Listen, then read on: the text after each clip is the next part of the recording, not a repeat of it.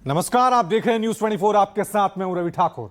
संविधान से लेकर बाबा साहेब अंबेडकर तक, किसान से लेकर जय श्री राम तक और अपने संसदीय क्षेत्र से जुड़े हर मुद्दे पर वो बेबाक हैं, अग्रेसिव हैं, पूरी ताकत के साथ अपनी बात रखती हैं। जी हां, प्रियंका गांधी वाड्रा जब से संसद पहुंची है तब से उनकी असल सियासी काबिलियत पूरी दुनिया देख रही है। संविधान के मुद्दे पर जिस तरह से प्रियंका गांधी ने संसद के अंदर सरकार को घेरा, उनका वही रूप अंबेडकर पर दिए गृह मंत्री अमित शाह के बयान के बाद सड़कों पर भी दिखा। प्रियंका गांधी की इस आक्रामकता के क्या हैं सियासी मायने और प्रियंका गांधी किस तरह कांग्रेस की एक मजबूत पिलर बन गई हैं। देखिए प्रियंका द राइजिंग स्टार। मैं प्रियंका गांधी वाड्रा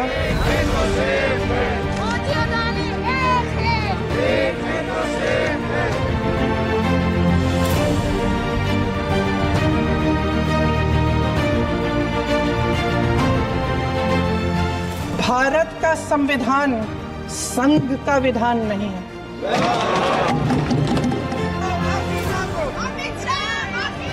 माफी मांगो, माफी मांगो।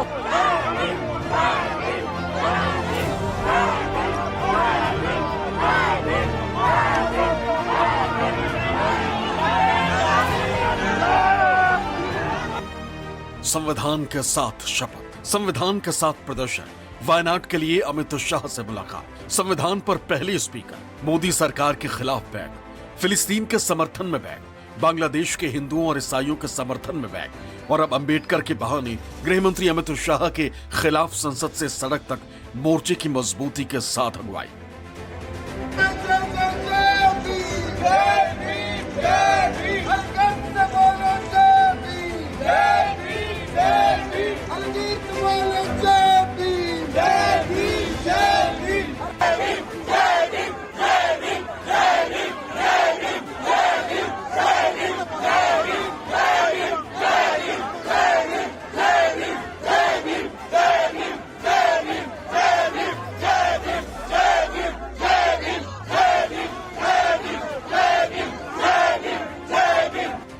वही अंदाज,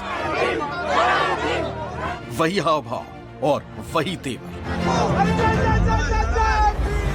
प्रियंका गांधी वाड्रा जब से संसद पहुंची है तब से कुछ इसी अंदाज में नजर आ रही, जैसा वो सांसद बनने से पहले बाकी जनहित के मुद्दों पर नजर आती थी। मुद्दा कोई भी हो, एक के बाद एक तमाम मुद्दों पर प्रियंका गांधी वाड्रा पूरी मुखरता के साथ सत्ता पक्ष की आंखों में आंखें डालकर बात कर रही। मौजूदा अंबेडकर विवाद में प्रियंका गांधी पूरी ताकत के साथ न सिर्फ कांग्रेस की अगुवाई कर रही बल्कि पूरे इंडिया गठबंधन को भी लीड करती नजर आ रही।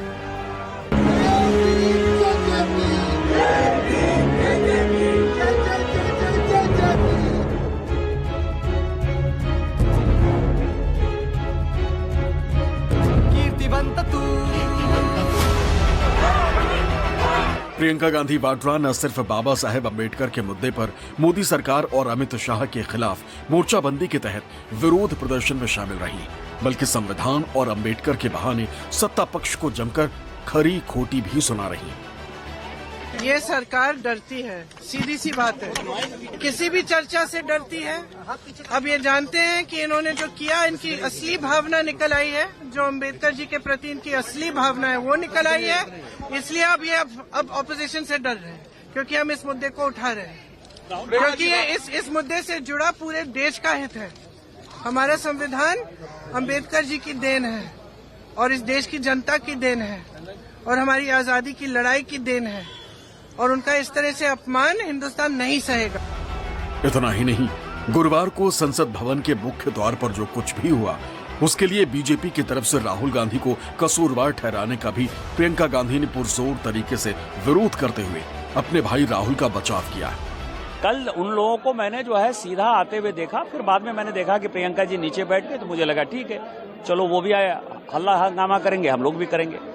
उसके बाद मैंने देखा कि राहुल गांधी जी मकर द्वार के ऊपर चढ़ रहे हैं, तो मेरा और नीरज शेखर यही है बगल में, हम दोनों का नजर पड़ा और हम दोनों ने डिसाइड किया कि इसको पैसेज दे देना है, जिससे कि ये जो इंटेंशन है इसका कि धक्का मुक्की करे कोई, तो उसको हमने पैसेज दे दिया तो वो चढ़ गए ऊपर।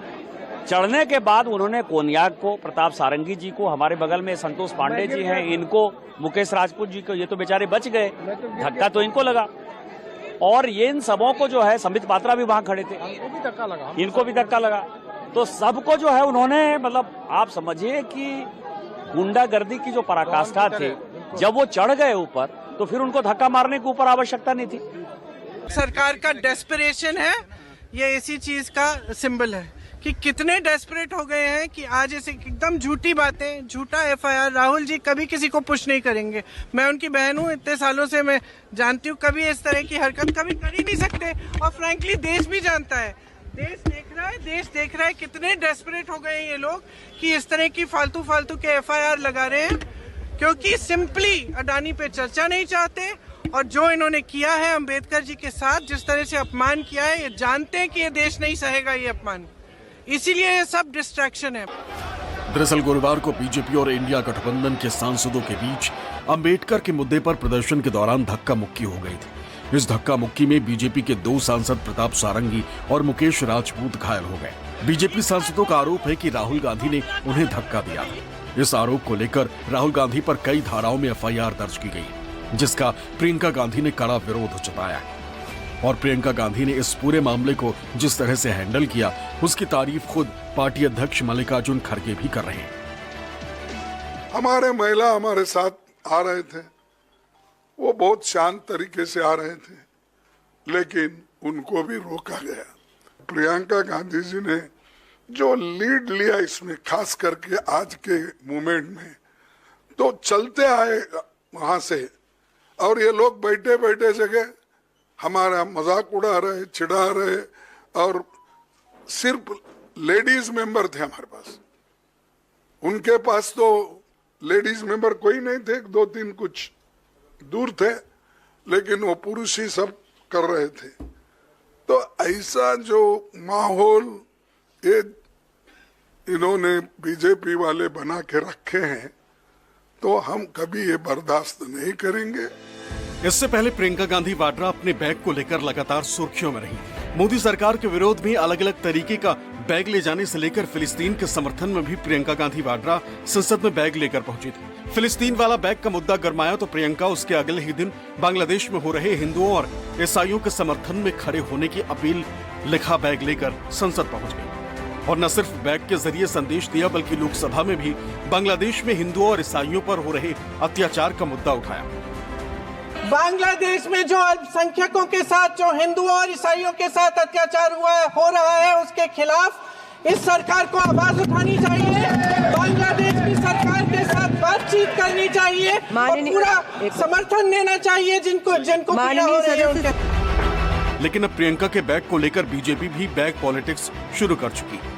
बीजेपी सांसद अपराजिता सारंगी ने संसद के शीतकालीन सत्र के आखिरी दिन प्रियंका गांधी को एक बैग दिया, जिस पर 1984 लिखा हुआ था। इस बैग के पीछे बीजेपी सांसद का मकसद 1984 के दंगों की याद दिलाना था। वो बैग लेकर चलती हैं, उन्हें अच्छा लगता है, तो हमने सोचा कि हम लोग सांसद गण मिलकर उन्हें क्यों ना एक बैग भेंट करें। तो उसी क्रम में हमने एक बैग उन्हें दिया, और उस बैग पर 1984 राइट्स लिखा हुआ है, रक्त के बूंद हैं। 1984 में जो राइट हुआ था उसका रिमेम्बरेंस है, उसकी स्मृति में वो बैग हमने उन्हें दिया, भेंट किया। वो ली और चलती बनी।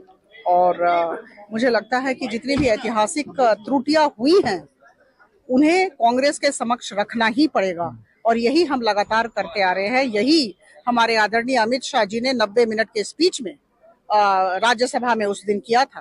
तो ऐसा है कि वो ऐतिहासिक त्रुटियां कांग्रेस जाने, समझे और सुधारे खुद को। बीजेपी भले ही प्रियंका गांधी को बैग देकर इतिहास में हुए घटनाक्रम को याद दिलाने की कोशिश कर रही है, लेकिन प्रियंका गांधी वाड्रा भी सियासत की माहिर खिलाड़ी बन चुकी है।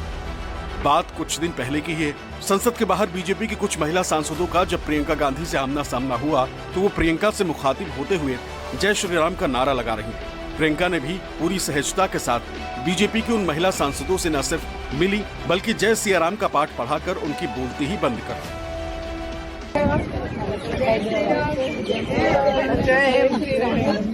और सुनिए, हम महिलाएं हैं, जय सिया राम, सीता को मत छोड़ो। कांग्रेस में वैसे नेता तो बहुत हैं, लेकिन जब नेतृत्व का सवाल होता है तो सारी पार्टी गांधी परिवार की तरफ ही देखती है। सोनिया गांधी थोड़ा कम निकलती हैं, ऐसे में सारा बोझ राहुल गांधी के ऊपर था।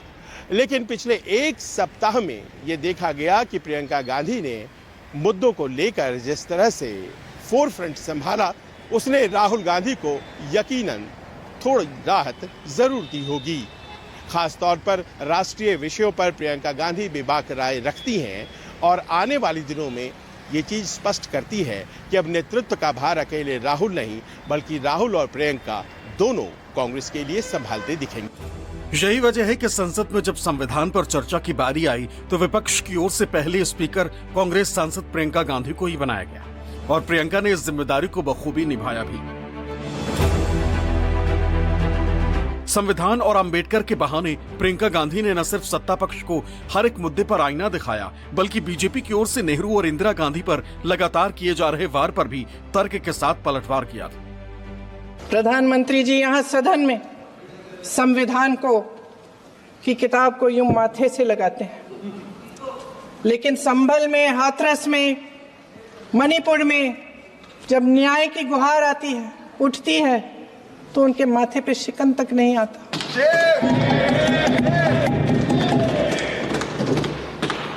शायद समझ नहीं पाए हैं कि भारत का संविधान संघ का विधान नहीं है। संविधान में सामाजिक, आर्थिक और राजनीतिक न्याय का वादा है। ये वादा एक सुरक्षा कवच है जिसको तोड़ने का काम शुरू हो चुका है। लैटरल एंट्री और निजीकरण के जरिए ये सरकार आरक्षण को कमजोर करने का काम कर रही है। अगर लोकसभा में ये नतीजे नहीं आए होते तो ये संविधान बदलने का काम भी शुरू कर लेते।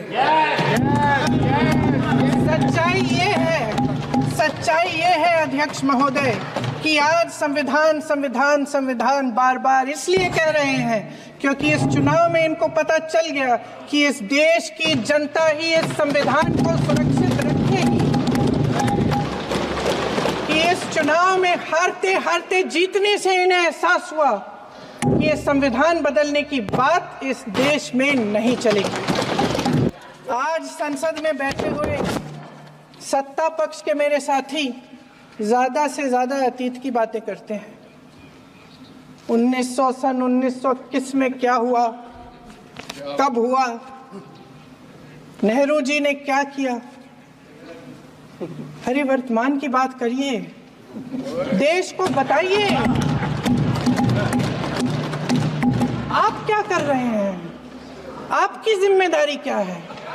कि सारी जिम्मेदारी जवाहरलाल नेहरू की है। प्रियंका गांधी वाड्रा जब से संसद पहुंची हैं तब से कुछ इसी आक्रामक अंदाज में सरकार पर हमलावर है। इससे पहले जब प्रियंका गांधी ने 28 नवंबर को लोकसभा में शपथ ली थी तब उन्होंने संविधान की कॉपी हाथ में रखकर भी एक खास संदेश देने की कोशिश की। इस दौरान उन्होंने केरल की प्रसिद्ध कसाबू साड़ी पहनी हुई, जो केरल की पारंपरिक साड़ी मानी जाती है। चूंकि प्रियंका गांधी वाड्रा वायनाड से लोकसभा की सांसद चुनी गई है, लिहाजा वो देश के तमाम हिस्सों की आम जनता के साथ ही अपने संसदीय क्षेत्र वायनाड के भी मुद्दों को पुरजोर तरीके से संसद के पटल पर रख रही है। Honorable Speaker, sir, I would like to add to the question on the animal man conflict. In my constituency of Wayanad, in the last 1 year, 90 people have been affected by this conflict, and just yesterday there was an attack by wild animals, by a wild elephant on someone. So I would also like to ask that the compensation be increased, especially for farmers and for ordinary people who are being affected by this conflict. Thank you. इसे गांधी परिवार से ताल्लुक होने का फायदा या विशेषता कह लीजिए, प्रियंका गांधी का संसद में होना उन्हें आकलन का विषय बनाता है। जिस चीज ने सबसे पहले उनकी तरफ लोगों का ध्यान खींचा वो थी एक तस्वीर जिसमें वो केरल के साथी सांसदों के साथ केरल में आए प्राकृतिक आपदा के लिए संबद्ध मंत्री अमित शाह से मदद मांगने पहुंच गई। अमित शाह कांग्रेस के धुर विरोधी हैं, लेकिन प्रियंका गांधी की ये सहजता लोगों को आकृष्ट कर गई। शायद यही एक बात है जो तय करती है कि प्रियंका गांधी की जो सरल सहजता है वो अपने भाई राहुल गांधी से उन्हें अलग करती है और भविष्य में उन्हें अपना नेतृत्व निखारने में और भी ज्यादा मदद करेगी। दरअसल बीते 4 दिसंबर को केरल के सांसदों का एक डेलीगेशन केंद्रीय गृह मंत्री अमित शाह से मिला था। इस डेलीगेशन की अगुवाई खुद वायनाड से कांग्रेस सांसद प्रियंका गांधी ने की। संसद भवन में तकरीबन 10 मिनट तक चली इस मीटिंग के बाद प्रियंका ने बताया था कि उन्होंने शाह से कहा है कि सरकार को राजनीति से परे होकर वायनाड के लोगों को राहत पहुंचानी चाहिए। इसके अलावा किसानों के मुद्दे पर भी प्रियंका गांधी लगातार केंद्र की मोदी सरकार पर हमलावर रही। पंजाब और हरियाणा के खनौरी बॉर्डर पर पिछले कई दिनों से आमरण अनशन पर बैठे किसान नेता सरदार जगजीत सिंह डल्लेवाल को लेकर प्रियंका गांधी ने शुक्रवार को अपने सोशल मीडिया एक्स पर पोस्ट करते हुए लिखा है, बीजेपी ने 10 सालों में किसानों को सिर्फ छला है। किसानों का न्यूनतम समर्थन मूल्य की कानूनी गारंटी की मांग जायज है। सरकार को और प्रधानमंत्री को संवेदनशीलता दिखानी चाहिए और किसानों की मांग सुनते हुए सरदार जगजीत सिंह डल्लेवाल जी का आमरण अनशन खत्म करवाना चाहिए। कुल मिलाकर देखा जाए तो प्रियंका गांधी वाड्रा भले ही संसद में अभी नई हो, मगर सियासत का उनके पास लंबा अनुभव है। वो जानती हैं कि कब किस मुद्दे पर किस तरह रिएक्ट करना चाहिए और कैसे जनहित से जुड़े मुद्दों पर सरकार से पूरी ताकत के साथ बात करनी चाहिए। बहरहाल प्रियंका गांधी के इस तेवर और रणनीति का कांग्रेस को कितना फायदा होता है, ये तो आने वाला वक्त ही बताएगा। लेकिन ये जरूर है कि प्रियंका गांधी जिस तरह से हर मुद्दे पर सरकार को घेरने लगी हैं, उससे सरकार की टेंशन जरूर बढ़ गई। Bureau report, news 24।